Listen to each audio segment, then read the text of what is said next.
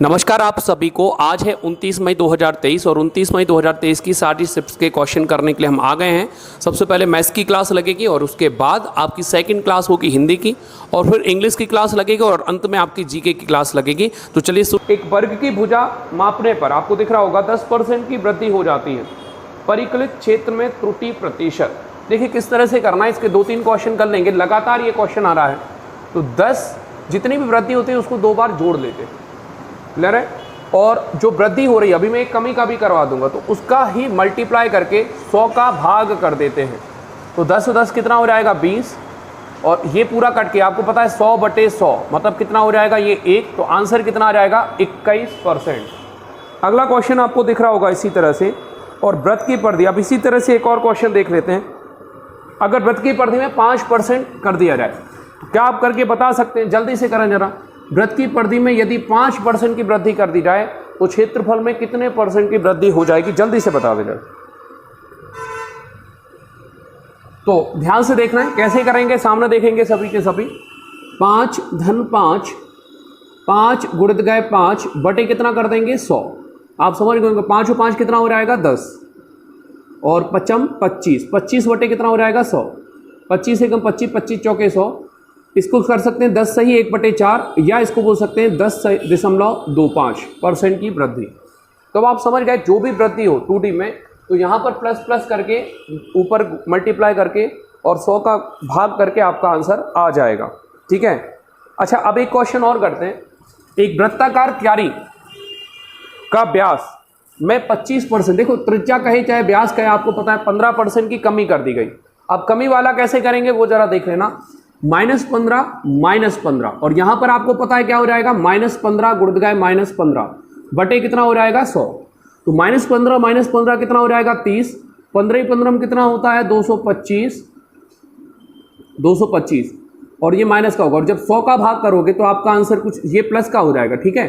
तो जब 100 का भाग करोगे तो -30 धन 2.25, पहले 2 घटाओगे तो बचेगा 28, और 25 घटाओगे तो बचेगा -27.25, 27.75 है ना, 75।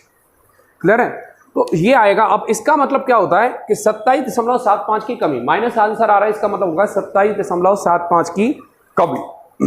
अगला क्वेश्चन देखते हैं। उम्मीद है आप पे ये वाले सवाल पूरे बन जाएंगे। क्लियर है। आगे बढ़ते हैं। अगला क्वेश्चन है, पुलिस 150 मीटर की दूरी पर एक चोर को देखती है। वह 5 मीटर प्रति सेकंड की चाल से भाग रहे चोर को पीछा करती है, और पुलिसकर्मी की चाल 7 मीटर प्रति सेकंड है। पीछा करती है। पुलिस द्वारा पकड़े जाने पर चोर द्वारा तय की गई दूरी कितनी है? चलिए ध्यान से देखो।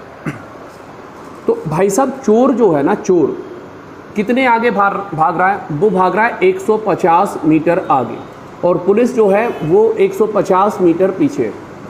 क्लियर है। अब ये क्या हो जाएगी आपकी दूरी। अब अगर हम चाल लें एक ही दिशा में, आपको पता है चाल क्या हो जाती है, घट जाती है। क्या हो जाती है? घट जाती है। तो चाल जब घट जाएगी तो आपको पता है चाल घटकर कितनी हो जाएगी। आपको ये समझना पड़ेगा 150 मीटर आगे। अब दोनों चीज़ें जब आगे बढ़ रही हैं तो वो जब पुलिस की चाल ज़्यादा होगी तो दोनों चीज़ें बढ़ रही हैं, लेकिन जिस पास किस तरह से आएंगे तो 2 मीटर पर सेकंड की रफ्तार से वो पास आएंगे। तो 2 मीटर पर सेकंड की रफ्तार से क्या हो जाएंगे? वो पास आएंगे। तो ये क्या हो जाएगी उसकी चाल। तो अब हम समय अगर हम निकालें तो समय बराबर होता है दूरी बटे चाल। अब समय का ही निकालना है वो भी समझ लो जरा। मीटर से मीटर आंसर कितना आ जाएगा 75 सेकंड। तो अगर ये पूछा जाए कितने सेकंड बाद जो है चोर पकड़ा जाएगा, तो वो उसका आंसर कितना आएगा 75 सेकंड। लेकिन उसने पूछा है दूरी। क्या पूछी आपने? दूरी। तो दूरी हमारी चाल कितनी थी? चाल है 5 मीटर प्रति सेकंड। ठीक है। चोर के बारे में बात हो रही है। और समय कितना है 75 सेकंड। तो कितना आ जाएगा 375 सेकंड। ये आपका आंसर आ जाएगा। क्लियर है। चलो आगे बढ़ते हैं। अब ये क्वेश्चन जो आया था वो था आपका जो बीजगणित है उससे आया था। ध्यान से देखना। मैंने आपसे पूछा x की पावर 4 प्लस 1/x की पावर 4। क्लियर है। x की पावर 4 अपॉन 1/x की पावर 4 बराबर 2207 है। तो x² प्लस 1/x² का मान आपको ज्ञात करना है। ये करके दिखाओ आप। जल्दी से करना है आपको। कैसे करें ध्यान से समझना, इसको कैसे करते हैं ध्यान से समझना। जब भी इसका आधा है, ये सीधा आपको दिख रहा है, ये क्या है इसका हाफ, तो +2 करना है और अंडर रूट निकाल देना। क्या करना है, +2 करना है और अंडर रूट निकाल देना। तो जैसे ही हम इसमें +2 करेंगे, इस संख्या में +2 करेंगे, तो इसका जो सम हो जाएगा वो कितना हो जाएगा 2209। और 2209 वर्गमूल किसका होता है, अगर आपको नहीं पता तो मैं एक बार रिकॉल करा रहा हूं वर्गमूल कैसे निकालते हैं। लास्ट के 2 अंकों से निकालते हैं इकाई, तो इकाई में क्या आता है 3 या 7, याद आ रहा होगा आपको, क्लियर है। 22 किसके बीच में फंसेगा, तो 3 और 4, 4 और 5 की, देखो 4 चौके 16, 5 25, 4 और 5 की मतलब कौन जाने ऊपर वाला, बीच में हम किसका निकालना जानते हैं 45। अगर ये मेथड आपको नहीं आती है तो आप सर्च करना वर्गमूल बाय बीपी दुबे सर, या आप देख लेना प्लेलिस्ट में, ज़्यादा वीडियो नहीं है तो आपको बेसिक मैथ्स में वहाँ पर आपको मिल जाएगा। तो 45 का कितना होता है 20 25, और ये वाली जो संख्या है वो क्या है बड़ी है, तो आंसर कितना आएगा 47 आएगा। इसका वर्गमूल कितना आएगा 47। चलो एक इसी तरह का एक और सवाल देता हूँ। मैंने अगला क्वेश्चन आपसे पूछा कि अच्छा अब आप बताओ x² + 1/x² बराबर है 47, तो क्या आप अब मुझे बता सकते हैं x/1/x बराबर क्या होगा। जल्दी से लिख डालो अगर आपको पता हो तो, जल्दी से पता करो, अगर आपको पता हो तो कमेंट बॉक्स में लिख दो जरा, या कॉपी में लिख लो आप फटाफट। तो क्या करना है मैं आपको बता चुका हूं, जब भी इस तरह का सीधा आधा हो तो हमें क्या करना है +2 करेंगे तो कितना हो जाएगा 49, और 49 का वर्गमूल कितना होता है 7, कितना होता है 7 होता है। इतनी बात मेरे हिसाब से आ गई होगी समझ में। चलिए अगला क्वेश्चन में टाइप करता हूं, ध्यान से देखना जरा, बहुत बड़ा क्वेश्चन है और लोग बता रहे हैं कि बोर्ड मास के जो क्वेश्चन है वो साइज में बहुत बड़े आ रहे हैं। ठीक है, वो बोर्ड मास नहीं एक्चुअली, वो जो आइडेंटिटी होती है वो है। देखिए जरा, बहुत ही बड़ा क्वेश्चन है, 62 × 62 × 62, ठीक है, 362 मल्टी। तो चलिए देखते हैं जरा, सामने ध्यान से देखना जरा। इसको कैसे करते हैं, एक संख्या को हम मान लेते हैं a और दूसरी संख्या को मान लेते हैं b, तो ये हो जाएगा AQ, क्योंकि a माइनस 3 AA² × b, ठीक है। 22 को आपको b मान लेना है और जो 62 है उसको a मान लेना है, प्लस 3 क्या हो जाएगा AB² माइनस कितना हो जाएगा BQ, कितना हो जाएगा BQ अपॉन 888, इसको रहने देते हैं, 888 इसको रहने देते। तो ये किसका फॉर्मूला होता है, ये फॉर्मूला होता है a - b का होल क्यूब अपॉन कितना हो जाएगा 8। अब a के बराबर हमने क्या माना था 62, और b के बराबर कितना माना है 22, बटे कितना कर देंगे 8, कितना बचेगा, इसका क्यू करना है, कितना बचेगा 40, और 40 का क्या हो जाएगा क्यूब अपॉन कितना हो जाएगा 8। तो यहाँ पर हो जाएगा 40 गुणित गए 40 गुणित गए 40 बटे कितना हो जाएगा, ये भी कितनी बार है 3 बार है, ये भी कितनी बार है 3 बार है, दिख रहा है सबको। 8 कितनी बार है 3 बार है। इस तरह से लिख सकते हैं कि नहीं लिख सकते हैं, तो 8 गुणित गए 8 गुणित गए 8 गुणित गए 8, 8 पंचे 40, 8 पंचे 40, 8 पंचे 40, आंसर कितना आएगा 125। अगला क्वेश्चन देखते हैं। अगर मजा आ रहा हो तो लाइक जरूर ठोकते जाना भाई, ले रहे हैं, बहुत ज़्यादा लाइक लगाओ, आप लगा दो। 16-18 के चतुर्थानुपाती और 12-27 के मध्यानुपात के बीच अनुपात क्या होगा। तो 16, 18 और 8 क्या पूछा है आपसे, चतुर्थानुपात। तो चतुर्थानुपात क्या होगा, इसका जो संबंध इससे है वही इसका इससे होगा। तो ये इसका क्या है, देखो 8 दूनी कितना होता है 16, तो 16 का डबल कितना हो गया 18, और ये यहाँ पे x का मान कितना आ जाएगा 9। अगर समझ में नहीं आया तो इस तरह से करना पड़ेगा, फिर वही बात है, जितनी चीज़ें आपको पता नहीं होंगी आपको सॉल्व करना पड़ेगा। ये कट जाएगा कितनी बार, 2 बार, यहाँ आ जाएगा 8 और यहाँ कितना आ जाएगा 9, 8 से 8 कैंसिल, तो x बराबर आपको दिखने लगा होगा 9। तो ये किसका अनुपात आया है, ये तो आ गया है आपका चतुर्थानुपात। 12 और 27 का क्या देखना है आपको, 12 और 27 का भी देखना है आपको मध्यानुपात। तो 12 और 27 का मध्यानुपात देखना है आपको। 12 बटे कितना हो जाएगा x बराबर x बटे कितना हो जाएगा 27, ठीक है। x कितना हो जाएगा x², यहाँ पर हो जाएगा 12 × 27, वर्ग हटेगा क्या लगेगा वर्गमूल। ये ध्यान रखना है परीक्षा हॉल में भी कि आपको यहाँ पर गुणा नहीं कर देना। यहाँ पर 12 को क्या लिखेंगे 4 गुणित गए 3, 27 को क्या लिखेंगे 3 गुणित गए 9। तो हमें ये पता है, ये देखो जरा 9 तो यहाँ पर 4 का वर्गमूल कितना हो जाएगा 2, 3 का कितना हो जाएगा 3 और 9 का भी कितना होता है 3, 3 3 का 9, 9 दूनी 18, 9 दूनी कितना हो जाएगा 18। तो ये मध्य अनुपात आ गया, ये चतुर्थ अनुपात, और इन्हीं का अनुपात पूछा है तो ये हो जाएगा कितना आएगा आंसर 1:2, 1 कितना आएगा 2। क्लियर है, आ गया समझ में सबको पक्का? अगर मज़ा आ रहा हो तो थोड़ा सा लाइक वगैरह ज़्यादा से ज़्यादा कर देना ताकि मुझे भी मज़ा आए आपको पढ़ाने में और आपको पढ़ने में। अब लगातार एक क्वेश्चन मिल रहा है कि सर जो चक्रवृद्धि ब्याज है वो 4 साल का आ रहा है, और ख़ास तौर से 4 साल के चक्रवृद्धि ब्याज और 3 साल के चक्रवृद्धि ब्याज का अंतर पूछा जा रहा है। तो कैसे करें इस क्वेश्चन को वो जरा देखते हैं। ध्यान से देखना आप सभी के सभी, ध्यान से देखो।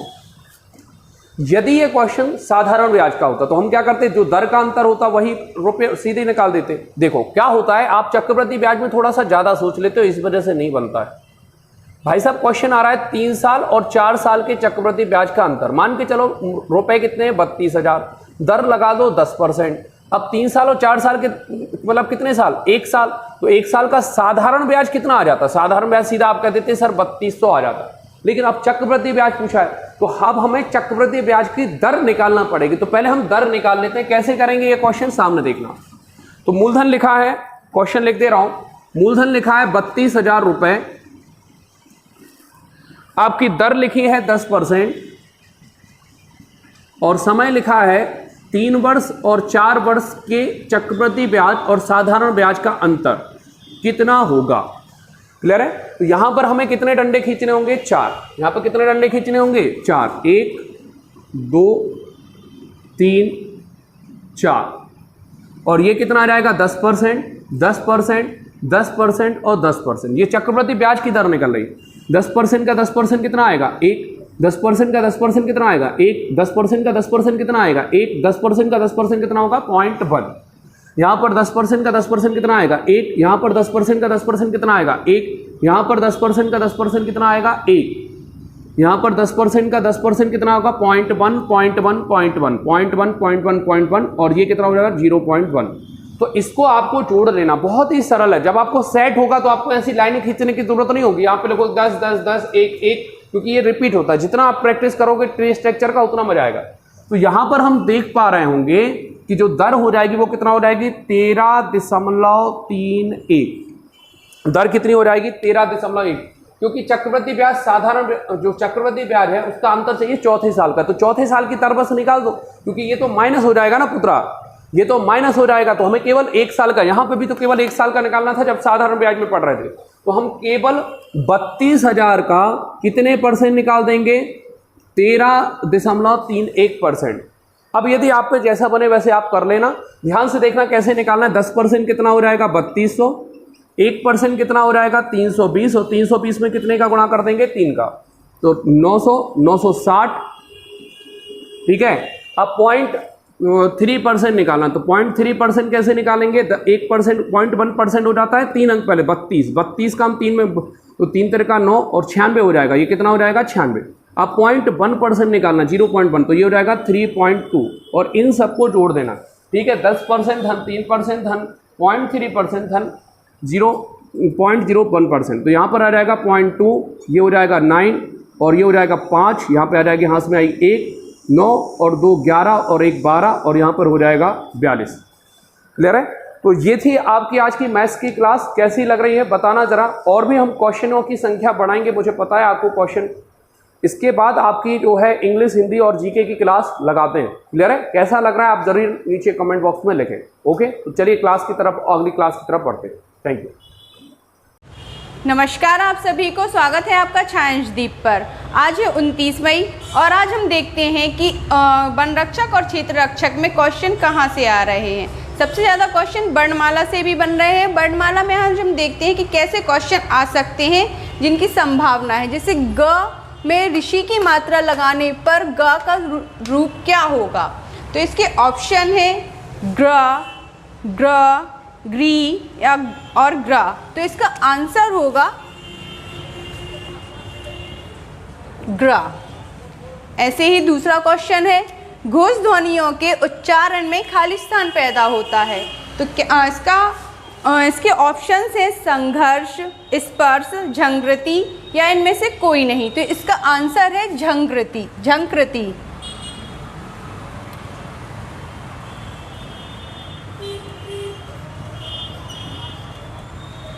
ऐसे ही तीसरा क्वेश्चन है अनुनासिक का उच्चारण संबंध होता है। इसके ऑप्शन है केवल नाक से, केवल मुंह से, केवल नाक और मुंह दोनों से या फिर इनमें से कोई नहीं। तो इसका आंसर है नाक और मुंह दोनों से।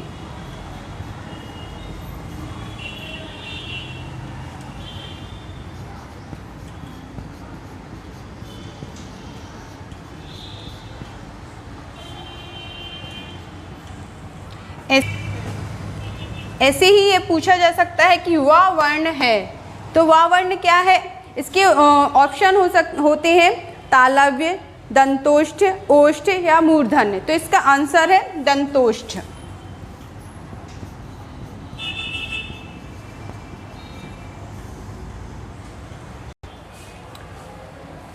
पांचवा क्वेश्चन है शा वर्ण है, तो शा वर्ण कौन सा है?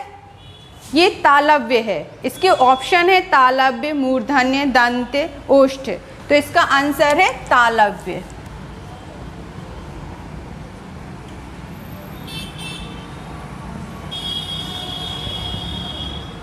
छठवां क्वेश्चन है हमारा च, छ, ज, झा।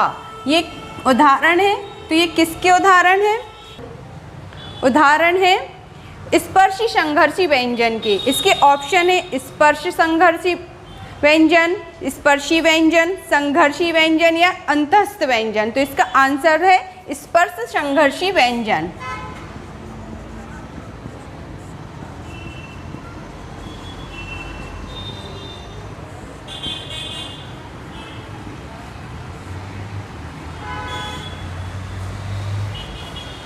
अब हमारा सातवां क्वेश्चन है महाप्राण व्यंजन है। इसके ऑप्शन है क, ग, च, वा ऑप्शन है र, ल, व, सा ऑप्शन है ता, था, दा और दा ऑप्शन है छ, झा, खा। तो इसका आंसर है दा। इसका आंसर है दा, छा, झा और खा। अब हमारा आठवां क्वेश्चन है लघुआ और दीर्घा का उच्चारण स्थान क्या है? तो इसके ऑप्शन है मूर्धा, नासिका, कंठ और तालु। तो इसका आंसर है सा, कंठ।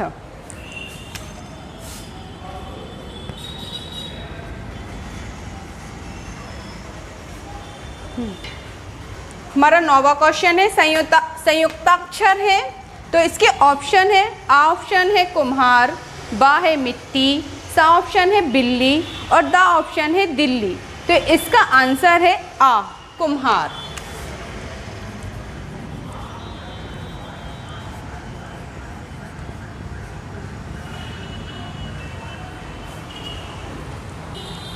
अभी हमने यहाँ देखे हैं कुछ वर्णमाला के क्वेश्चंस। अब हम देखते हैं कुछ अति महत्वपूर्ण पर्यायवाची जो पेपर में आ सकते हैं। तो देखते हैं ऊंट।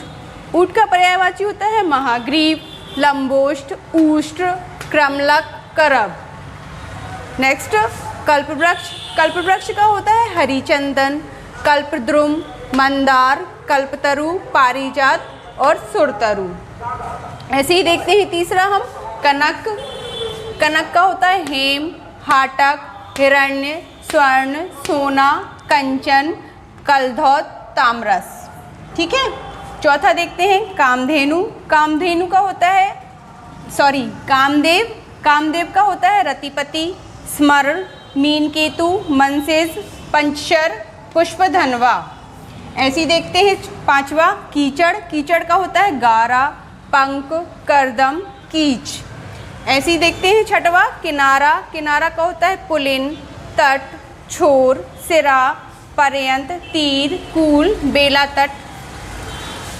ऐसे ही देखते हैं केला। केला का होता है रंभा, कदली, भानुफल, गजवाशा, कुंजरासरा, खिड़की। आठवां है खिड़की। खिड़की का देखते हैं गवाच, वातायन, झरोखा, बारी, दरीचा, अंतरद्वार। ये कुछ ऐसे पर्यायवाची हैं जो पेपर में आ सकते हैं। इनका आप स्क्रीनशॉट ले सकते हैं। आप लोगों ने स्क्रीनशॉट ले लिया होगा और कुछ मैं पढ़ के बताती हूँ आपको। जैसे गरुण, गरुण का होता है खगेश, वैंते, उर्गरी, सुपर्ण, नंगातंक। ऐसे गरीब, गरीब का होता है अकिंचन, दीन, कंगाल, दरिद्र, निर्धन। आपको ऐसे ही मैं पर्यायवाची रोज पढ़ाती रहूँगी और याद कराती रहूँगी ताकि जो पेपर में आ सकते हैं वो आपसे बन सके। आइए अब हम देखते हैं कुछ महत्वपूर्ण विलोम शब्द जो परीक्षा में आ सकते हैं। जैसे उग्र, उग्र का विलोम होता है सौम्य। उद्धत का विलोम होता है विनीत या विनत। उन्मूलन का विलोम होता है समापन। उदात्त का होता है, उदात्त यानी होता है ऊंचा, और इसका विलोम होता है अनुदात्त मतलब नीचा। उद्यमी का होता है निरुद्यमी। उन्मत्त का होता है स्थिर चित्त। ऋत का होता है अनृत्र। ऋत यानी होता है सत्य और अनृत्य यानी होता है असत्य। एक श्रुत, एक श्रुत का होता है बहुश्रुत। कृश का होता है पुष्ट या स्थूल। इसी तरह मैं कुछ और पढ़ के आपको बताती हूँ। जैसे कर्ता का होता है अकर्ता। कुपथ का होता है सुपथ। कुलीन का होता है आकुलीन। कुमार्ग का होता है सुमार्ग। कटु का होता है मधुर। कायर का होता है शूरवीर। कर्षण का होता है विकर्षण। कुख्यात का होता है विख्यात। कृष्ण का शुक्ल। कृत्रिम का प्राकृतिक या आकृत्रिम। कुल्टा का होता है पतिव्रता। एकाकी का होता है दुकेला, समग्र। ऐश्वर्य का होता है अनैश्वर्य। इस तरह बहुत से विलोम शब्द होते हैं जो मैं आपको रोज़ याद कराती रहूँगी, जो पेपर में आ सकते हैं और आपको रोज़ याद होते जाएं। तो जुड़े रहिए छायांशदीप के साथ। धन्यवाद। स्वागत है आपका इंग्लिश की क्लास में। आज है 29 मई। आज मैं लेके आई हूँ इंग्लिश के क्वेश्चंस आपको। एंड आज देखते हैं जैसे synonym, antonyms, idiom phrases and parajumble, one word substitution से सबसे ज़्यादा क्वेश्चन देखने को मिले हैं।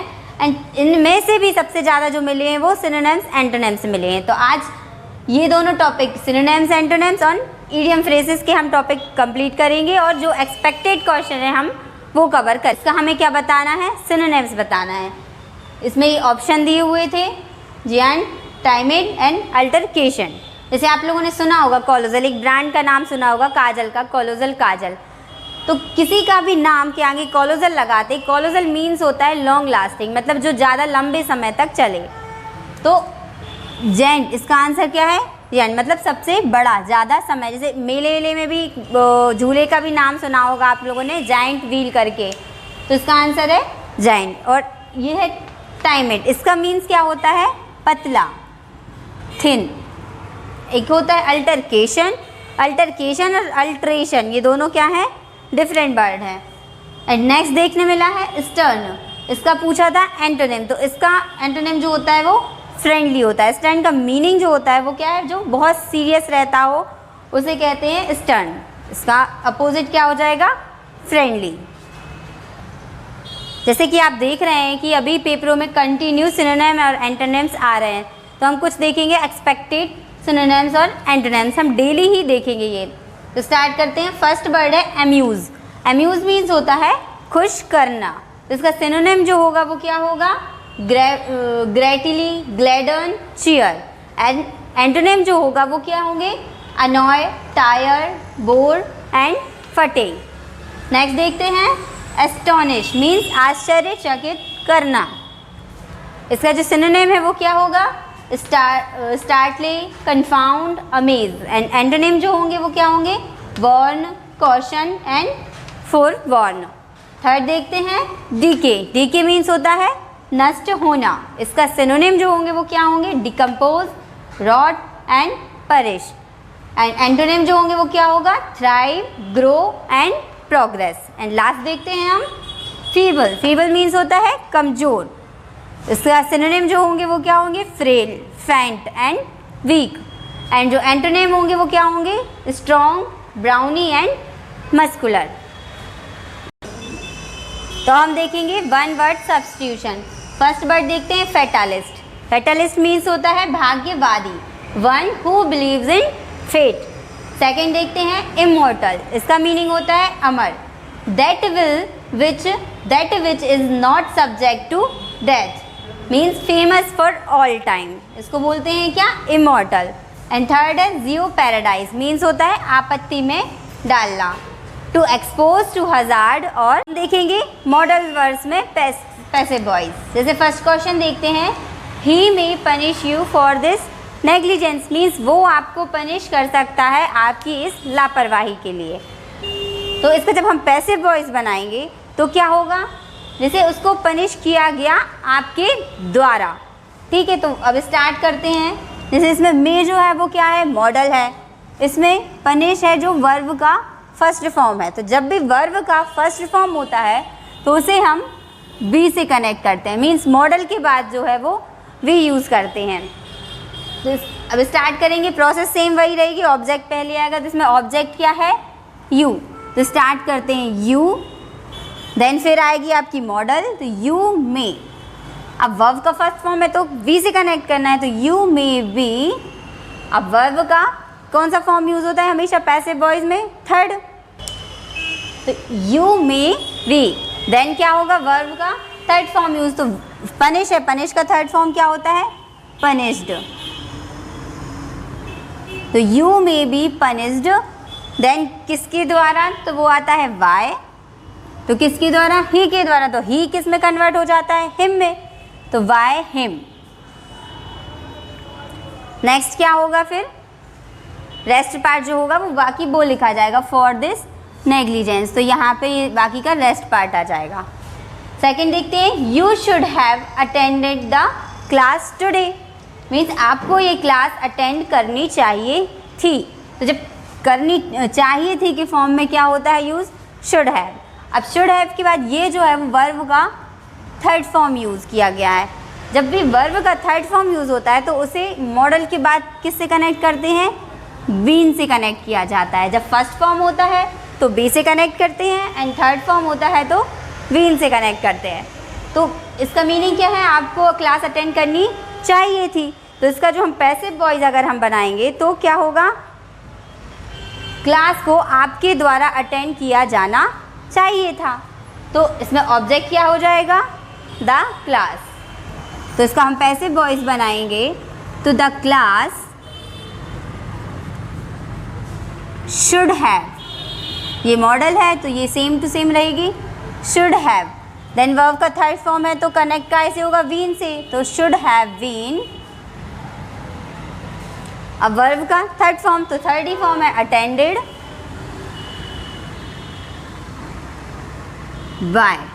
वाई क्या, यू। तो यू क्या होता है, थर्ड पर्सन, तो वो सेम टू सेम रहता है, चेंज नहीं होता है यू। देन आ जाएगा रेस्ट पार्ट, तो टुडे।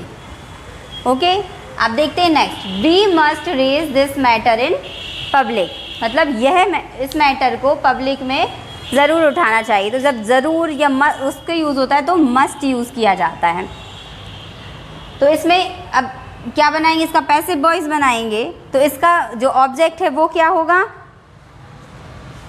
ये है we must raise this matter today, sorry we must raise this matter in public.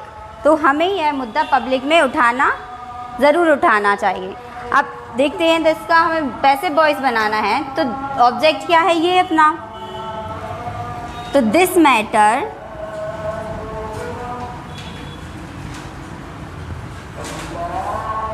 This matter. अब मस्ट यूज़ हुआ है तो मस्ट में क्या यूज़ करते हैं हम, वर्ब का फर्स्ट ही फॉर्म है, वही देखेंगे, वर्ब का फर्स्ट फॉर्म है तो फर्स्ट फॉर्म होता है तो हम क्या कर लेते हैं, बी से connect. This matter must B,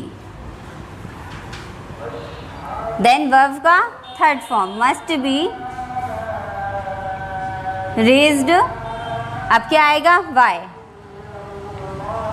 Y किसके द्वारा, वी। तो वी काय में कन्वर्ट हो जाता है, अस में, तो वाई अस। देन रेस्ट पार्ट आ जाएगा इन पब्लिक।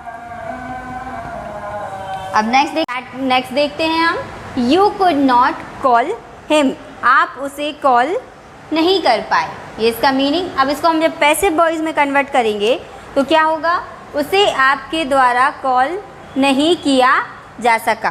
तो अब हम इसका पैसिव वॉइस बनाएंगे तो क्या,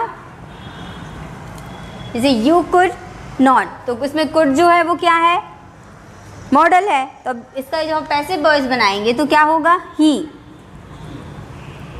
क्योंकि हिम जो है वो ऑब्जेक्ट है। जब ही का हिम हो जाता है तो वो सब्जेक्ट बनेगा, तो वो क्या हो जाएगा, ही हो जाएगा। तो he could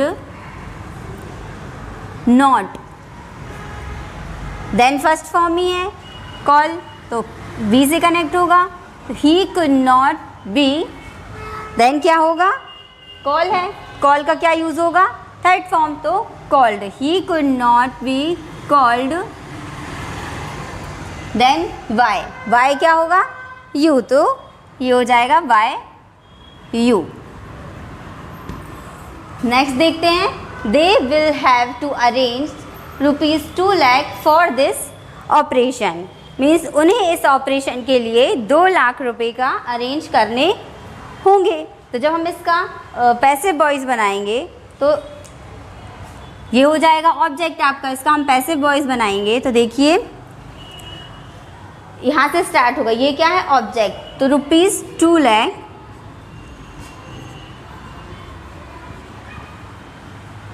then will have क्या है, इसमें मॉडल है, तो यू यूज होगी, विल हैव,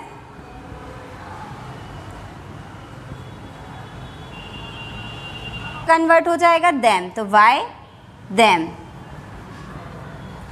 आगे आपका जो पूरा नेक्स्ट जो रेस्ट पार्ट है ये आ जाएगा, by them for this operation, तो पूरा क्या बन जाएगा, ₹2 lakh will have to arrange by them for this operation. आपके यहाँ देखिए 2 सेंटेंस लिखे हुए हैं, Raveena had to clean the room, and second लिखा है he used to play the music to make us dance. तो ये 2 आपको होमवर्क है, ये आपको करके कमेंट बॉक्स में आंसर करने हैं। अब हम देखेंगे पैसिव वॉइस लेट के यूज़ में, जहाँ लेट यूज़ होता है। तो फर्स्ट देखते हैं, ही लेट्स मी गो होम, वो मुझे घर जाने देता है। तो इसका जब हम पैसिव वॉइस बनाएंगे, जैसे ये किसका है, प्रेजेंट सिंपल का है ये सेंटेंस जो है, ही लेट्स मी गो होम। तो जब हम इसका पैसिव वॉइस बनाएंगे तो इसमें क्या होगा, ऑब्जेक्ट जो है वो क्या है, मी, ऑब्जेक्ट से स्टार्ट होगा। जब मी है तो वो कन्वर्ट काय में हो जाएगा, जब सब्जेक्ट बनेगा तो आई। अब प्रोसेस सेम, जैसे प्रेजेंट सिंपल का सेंटेंस है, तो हमने आपको याद होगा फर्स्ट वाली वीडियो में बताया था कि जब प्रेजेंट सिंपल जो होता है ये जब पैसिव वॉइस में चेंज होगा तो इसकी अगले सेंटेंस की हेल्पिंग वर्ब यूज़ होती है, क्या, इज, एम, आर। तो वही करते, जैसे मी का क्या हो जाएगा, आई, तो क्या होगा, आई के साथ क्या यूज़ होगा, एम, तो आई एम। अब आगे क्या होगा, आई एम, फिर ये क्या होगा, लेट। इसका क्या, वर्ब का हमेशा थर्ड फॉर्म यूज़ होता है, तो लेट लेट लेट, ये तीनों फॉर्म में यही होता है। तो I am let go home, तो जो जैसे ऑब्जेक्ट के साथ जो यूज़ होती है वर्ब, उसका हमेशा फर्स्ट फॉर्म होता है। यहाँ पे वर्ब का थर्ड फॉर्म यूज़ हो चुका है, अब यहाँ पे गो का थर्ड फॉर्म गो, वेंट, गॉन यूज़ नहीं करेंगे, ये फर्स्ट फॉर्म में ही यूज़ होगी। तो ये हो जाएगा, I am let go home. Second देखते हैं, she didn't let me read the book, उसने मुझे बुक नहीं पढ़ने दी। तो अब स्टार्ट करते हैं, जैसे इसमें मी क्या है, ऑब्जेक्ट है, एंड जो ये सेंटेंस है वो किसका डिड है। इससे समझ में आ रहा है कि काय का सेंटेंस है आपका, पास्ट सिंपल का। रिकॉल कीजिए, अब जब पास्ट सिंपल जब रहता था तो जब हम इसका पैसिव वॉइस बनाते थे तो चेंज करके क्या आती थी, हेल्पिंग वर्ब, वॉज या वर आती थी। तो इसमें वही आएगी, जैसे मी है, ये ऑब्जेक्ट है, आगे आएगा जब ये तो बन जाएगा क्या, आई के साथ क्या यूज़ होता है, वॉज या वर, तो वॉज, तो आई वॉज। इसके बाद क्या होगा, आई वॉज, इसके बाद आ जाएगा आपका आई वॉज, नेगेटिव सेंटेंस है तो आई वॉज नॉट। देन आपकी ये मॉडल होगी, तो मॉडल वो थर्ड फॉर्म यूज़ होगी वर्ब की, तो लेट लेट लेट तीनों ही वो होता है, तो ये आ जाएगा लेट। तो I was not late, then क्या आएगा, read, I was not late, क्या आ जाएगा, रीड द बुक, वाई। अब किसके द्वारा? शी कन्वर्ट किस में हो जाएगा? हर में, तो बाय हर। ऐसे ही नेक्स्ट देखते हैं, you should not let him do it, उसे आपको यह करने देना चाहिए। तो स्टार्ट करते हैं इसका पैसिव वॉइस। जैसे हिम है, यह क्या है? ऑब्जेक्ट है, तो you should not let him do it. तो जब हिम है तो ऑब्जेक्ट क्या हो, स्टार्टिंग में क्या हो जाएगा ऑब्जेक्ट? ही, तो ये हो जाएगा ही। अब मॉडल क्या है? शुड है, तो मॉडल आ जाएगी ही शुड। शुड के बाद कौन सी वो शुड से कनेक्ट होती है? किससे? बी से, जो पहले बताया था आपको, तो शुड बी। देन क्या होगा? वर्ब का थर्ड फॉर्म, तो ये क्या है? लेट, तो ये आ जाएगा लेट। तो ही शुड बी लेट। अब क्या होगा इसके आगे? डू इट, ये नेक्स्ट पार्ट आ जाएगा आपका, डू इट बाय किसके द्वारा? यू, तो यू क्या है? थर्ड पर्सन, तो बाय यू। तो ये आपका पैसिव वॉइस बन जाएगा, he should not be let do it by you. Next देखते हैं, I want let you meet Runjhun, मैं आपको रुंझुन से मिलने नहीं दे सकती। अब इसका जो हम पैसिव वॉइस बनाएंगे, तो हम इसका पैसिव वॉइस बनाएंगे, तो देखिए यू क्या है? आपका ऑब्जेक्ट है, तो यहाँ से स्टार्ट होगा आपका, तो यू थर्ड पर्सन है। अगर इधर से जब ऑब्जेक्ट से सब्जेक्ट बनेगा या सब्जेक्ट से ऑब्जेक्ट, तो वो यू ही रहेगा, तो यू। अब यू है, यहाँ क्या है? आप देख रहे हैं वॉन्ट, तो यहाँ क्या हो जाएगा इसकी जगह पे? विल, तो यू विल नॉट, क्योंकि ये नेगेटिव सेंटेंस है, तो विल नॉट। अब विल नॉट, इसके साथ क्या यूज़ होता है मॉडल? इस फर्स्ट फॉर्म के साथ वी, तो you will not be. Then क्या आएगा? वर्ब, वर्ब का थर्ड फॉर्म, तो लेट, तो you will not be late क्या होगा? Meet Runjhun, Runjhun by, by किसके द्वारा?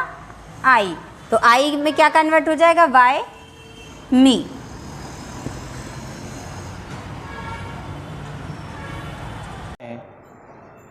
नमस्कार साथियों, स्वागत है आपका जीके की क्लास में।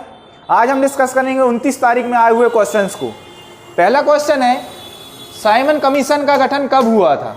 साइमन कमीशन का गठन 26 नवंबर 1927 को हुआ था। 3 फरवरी 1928 को ये भारत आया था।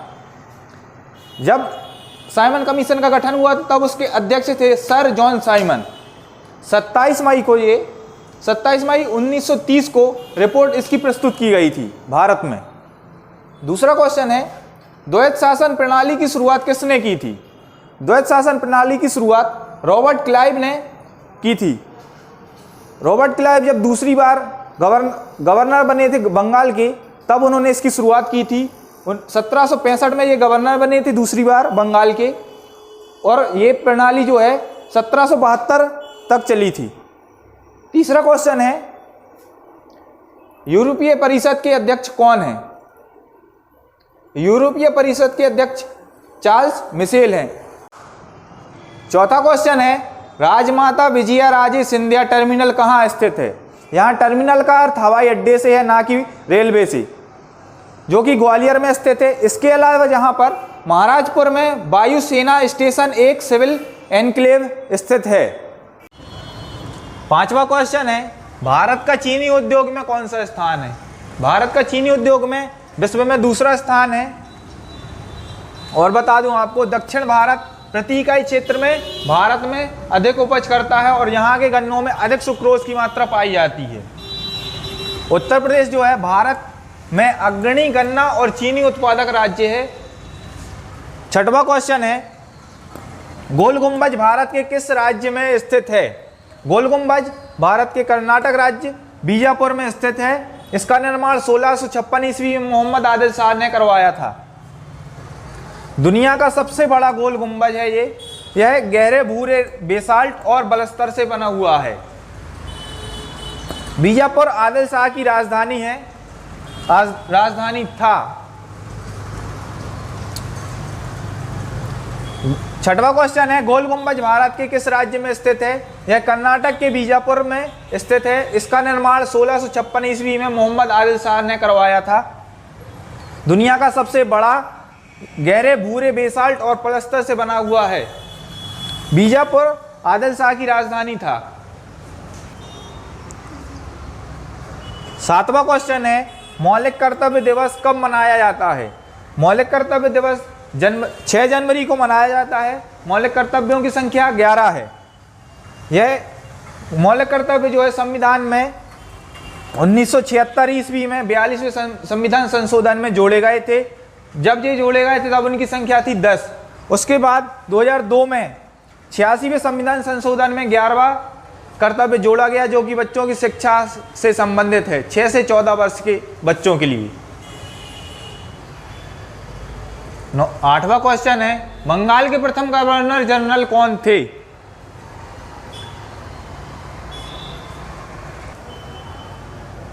आठवां क्वेश्चन है, बंगाल के प्रथम गवर्नर जनरल कौन थे?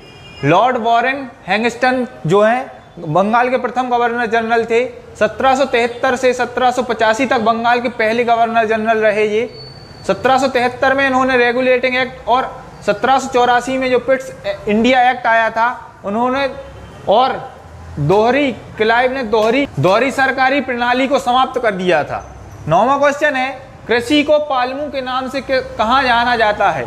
कृषि को पालमू के नाम से मणिपुर में जाना जाता है। और आइए और देखते हैं, कृषि को छत्तीसगढ़, अंडमान निकोबार द्वीप समूह में दीपा के नाम से जाना जाता है। असम, मेघालय, मिजोरम और नागालैंड राज्यों में झूमिंग या झूम के नाम से जाना जाता है। 10वां क्वेश्चन है, रॉ की स्थापना कब हुई थी?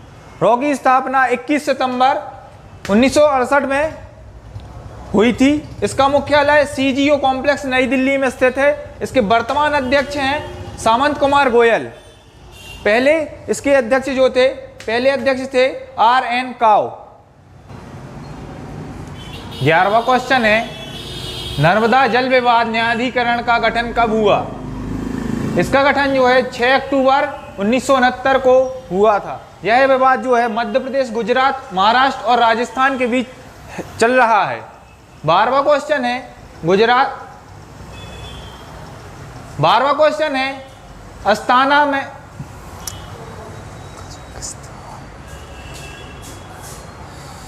11वां क्वेश्चन है, नर्मदा जल विवाद न्यायाधिकरण का गठन कब हुआ था? इसका गठन 6 अक्टूबर 1969 को हुआ था। यह विवाद जो है मध्य प्रदेश, गुजरात, महाराष्ट्र और राजस्थान के बीच चल रहा है।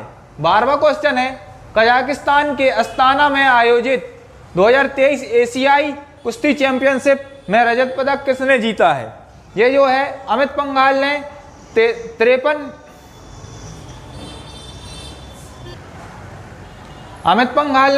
किलोग्राम वर्ग में जीता है। और भी बता दें, इन्होंने फाइनल में जो है जापान के थे एक्जीरी फुजीनामी से हार गए थे।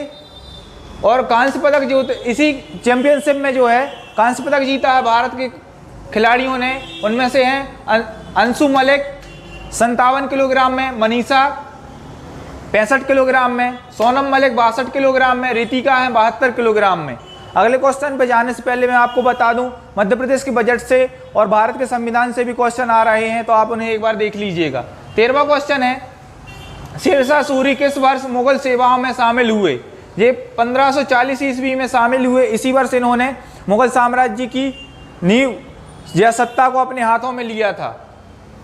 सूरी साम्राज्य के संस्थापक थे ये। चांदी का सिक्का जारी किया था, जिसे मुगलों ने जारी रखा, जिसे रुपया के नाम से जाना जाता था या रुपया कहा जाता था। आधुनिक रुपये का अग्रदूत था ये। इन्होंने मोहर के नाम से सोने का सिक्का भी जारी किया था। इसी तरह के क्वेश्चन देखने के लिए जुड़े रहिए छायांशदीप के साथ। नमस्कार। मेहनत लग रही है इस तरह की क्लास में, आप जरूर इस तरह की क्लास को शेयर जरूर किया कीजिए। Okay, thank you for watching, great day.